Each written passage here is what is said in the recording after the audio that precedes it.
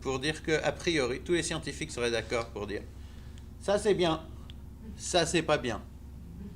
On est d'accord? En première analyse, ça semble fondé. Ça c'est respectable, c'est proche. On remarquera quand même qu'il y a un poids prêté aux intentions. Vous savez, le démon de la cupidité. D'un côté, un de ces faiseurs de fric d'Hollywood, ce que pouvait être Spielberg à l'époque, il a évolué depuis. De l'autre côté, un savant, Lusitanian Professor of Mathematics, qui est, au cas où vous l'ignoreriez, il occupe la chaire de Newton. C'est pas mal comme job.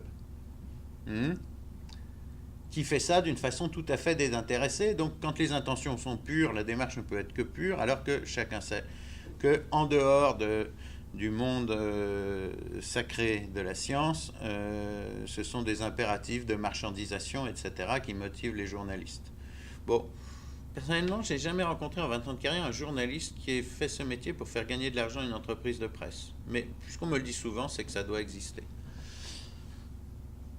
Alors voilà le bien et le mal. Maintenant, réfléchissons 2 minutes. Arrêtons de nous interroger sur les intentions. Peu importe de savoir si les intentions des uns et des autres sont pures, il n'y a qu'une seule chose qui doit porter à conséquence en matière de discours sur les sciences, c'est l'effet cognitif global d'un message. C'est-à-dire, est-ce qu'il vaut mieux que ce message ait été émis plutôt qu'il n'ait pas été émis?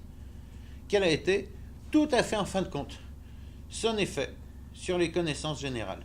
Les intentions, savoir si j'aime l'auteur ou pas, on s'en moque.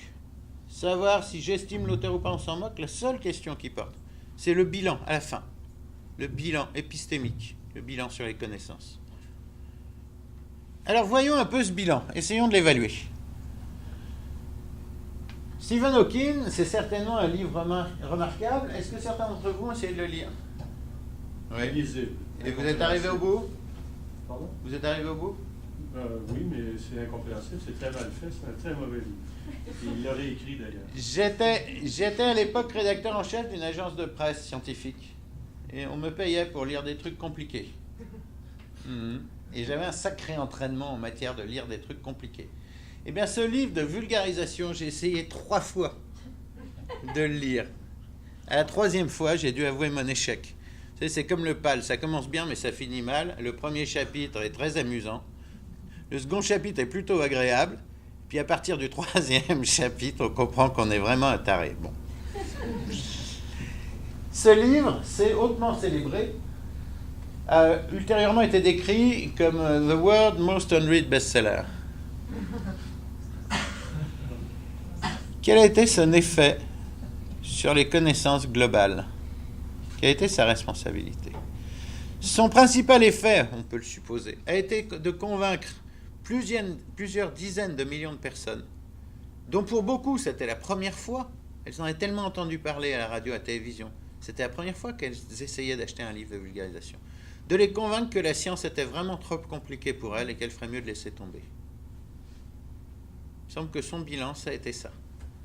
Vous aviez peut-être 20 millions. Pourquoi 20 millions? Parce qu'un livre comme ça, c'est typiquement un livre de table basse de salon. On dit, ah, tu me le passeras quand tu auras fini, tiens, bah, prends-le tout de suite. Je pense qu'il a été très lu, mais il a été surtout très donné. Il était mince. Il était mince. Il était mince, mais lourd. Comme quoi. Donc, quelques respects, et j'ai un immense respect pour ce auteur, quelques respects qu'on puisse avoir pour ce auteur.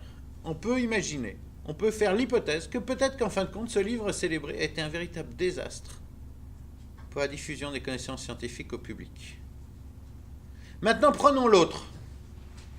Hautement critiquable dans la façon dont il mélange les thèmes, des dinosaures avec des collerets qui vous crachent du poison à la gueule. Pour autant que je sache, ça n'existe pas, ça n'a jamais existé, bien que je ne sois pas un spécialiste de la question.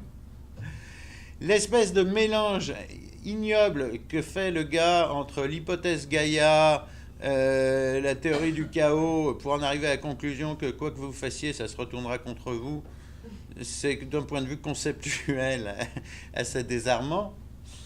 Et puis surtout, ça porteur d'un message qui est un message qu'on pourrait qualifier de profondément réactionnaire. D'un côté, il est sain de remettre les sciences et les savoirs scientifiques en question. De l'autre côté, le message, c'est tous ces savants, ils font n'importe quoi, c'était mieux avant, prenons nos fourches et suce au château. C'est quand même un peu ça, le message. Donc en soi, on va me dire, c'est pas forcément un succès non plus. Oui, mais attendez. On a dit au bout du compte, on a dit le bilan. Quel a pu être le bilan de Spielberg? Eh bien, il a fait naître dans le corps social une problématique. Est-ce que l'on peut ressusciter des dinosaures? Et les gens se sont posé la question et ils ont voulu savoir. Et on a trouvé dans des livres d'enfants, on a trouvé dans la presse féminine, c'est peut-être la seule fois où on a pu lire des termes comme PCR dans des journaux féminins.